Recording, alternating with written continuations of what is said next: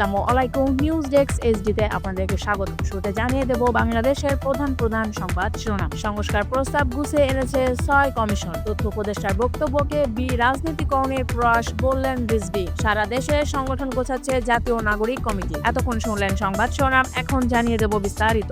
আমাদের চ্যানেলের ভিডিও যদি আপনাদের ভালো লেগে থাকে অবশ্যই সাবস্ক্রাইব করবেন এবং নিত্য নতুন ভিডিও পাওয়ার জন্য বেল বাটন বাজিয়ে দিন। সংস্কার প্রস্তাব গুছিয়ে এনেছে ৬ কমিশন। বিভিন্ন ক্ষেত্রে সংস্কারের প্রস্তাব তৈরির জন্য গঠন করা ১১টি কমিশনের মধ্যে প্রথমে গঠন করা ৬টি কমিশন তাদের সংস্কার প্রস্তাব অনেকটাই গুছিয়ে এনেছে। চলতি মাসের শেষ বা জানুয়ারি প্রথম দিকে সংস্কার কমিশনগুলো সরকারের কাছে প্রতিবেদন জমা দেবে। অবশ্য সংশ্লিষ্ট কমিশনগুলোর সংস্কার প্রস্তাব জমা দেওয়ার আগেই পুরনো আইনে ৫ বছরের জন্য গঠন করা হয়েছে নির্বাচন কমিশন ও দুর্নীতি দমন কমিশন। জনপ্রশাসনের চুক্তিতে নিয়োগ ও রাজনৈতিক পরিচয় যাচাইয়ের পুরনো প্রক্রিয়া অব্যাহত রয়েছে। সংশ্লিষ্ট ব্যক্তিরা বলছেন এতে সংস্কারের উদ্দেশ্য ব্যাহত হওয়ার আশঙ্কা আছে। কোনো সংস্কার কমিশনে অন্তর্বর্তী সরকারের এমন কিছু উদ্যোগ নিয়েও উদ্বেগও আছে। ছাত্র জনতার অভ্যুত্থানের মাধ্যমে ক্ষমতায় আসা অন্তর্বর্তী সরকার বিভিন্ন ক্ষেত্রে সংস্কার করার ঘোষণা দেয়। গত ১১ সেপ্টেম্বর জাতির উদ্দেশ্যে দেয়া ভাষণে প্রধান উপদেষ্টা ডক্টর মোহাম্মদ ইউনূস ৬টি সংস্কার কমিশন গঠনের ঘোষণা দেয়। সেগুলো হলো নির্বাচন ব্যবস্থা সংস্কার কমিশন, পুলিশ প্রশাসন সংস্কার কমিশন, বিচার বিভাগ সংস্কার কমিশন, দুর্নীতি দমন সংস্কার কমিশন, জনপ্রশাসন সংস্কার কমিশন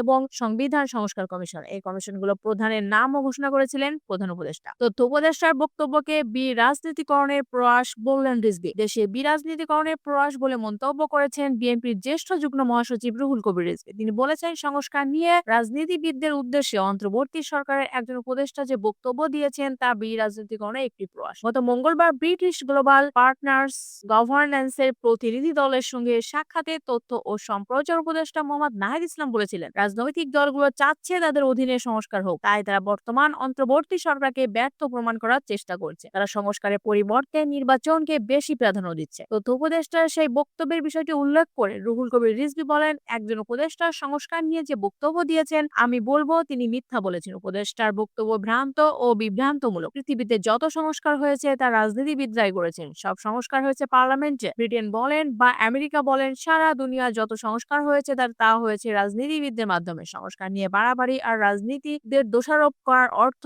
ইতিহাস সম্পর্কে অজ্ঞতা। সারা দেশে সংগঠন গোছাচ্ছে জাতীয় নাগরিক কমিটি। বৈষম্য বিরোধী ছাত্র আন্দোলন ও সাংগঠনিক কাঠামো বিস্তৃত করছে। ১৭ জেলা, ১৩ মহানগর, একটি বিশ্ববিদ্যালয় ও একটি পলিটেকনিক ইনস্টিটিউটের আহ্বায়ক কমিটি করেছে তারা। তারুণ্য নির্ভর একটি নতুন রাজনৈতিক দল গঠনের কাজ শুরু করেছে জাতীয় নাগরিক কমিটি। এই লক্ষ্যকে সামনে রেখে সারা দেশের সংগঠন গোছাচ্ছে তারা। এখন চলছে থানা ও উপজেলা পর্যায়ে কমিটি গঠনের কাজ। জাতীয় নাগরিক কমিটির পাশাপাশি বৈষম্য বিরোধী ছাত্র আন্দোলন ও সাংগঠনিক কাজে তৎপর হয়েছে। তারাও জেলা পর্যায়ে কমিটি দেওয়া শুরু করেছে। কমিটি গঠনের পাশাপাশি দুটি সংগঠনের নেতারা জাতীয় বিভিন্ন বিষয়ে প্রায় নিয়মিত বক্তব্য বিবৃতি দিচ্ছেন, বিভিন্ন সভা সেমিনারে অংশ নিচ্ছেন। পাশাপাশি সংগঠন দুটির প্রতিনিধিরা বিভিন্ন জেলা সফর করছেন। এর মধ্যে জাতীয় নাগরিক কমিটি বিভিন্ন জেলায় মত বিনিময় করছে। পাশাপাশি দুই সংগঠনও নিজেদের সাংগঠনিক কাঠামো ইতিমধ্যে পুনর্গঠন করেছে। দুটি সংগঠনের কার্যক্রমও এখন পরিচালিত হচ্ছে রাজধানীর বাংলা মোটরের রূপায়ণ ট্রেড সেন্টারের পৃথক কার্যালয় থেকে। জাতীয় নাগরিক কমিটিতে ২ দফায় সদস্য বেড়ে এখন ১৭০ জনে দাঁড়িয়েছে। সর্বশেষ ৯ ডিসেম্বর সাংগঠনিক কাঠামো পুনর্গঠন করে ৮ জনকে যুগ্ম আহ্বায়ক, ৮ জনকে যুগ্ম সদস্য সচিব, ৫ জনকে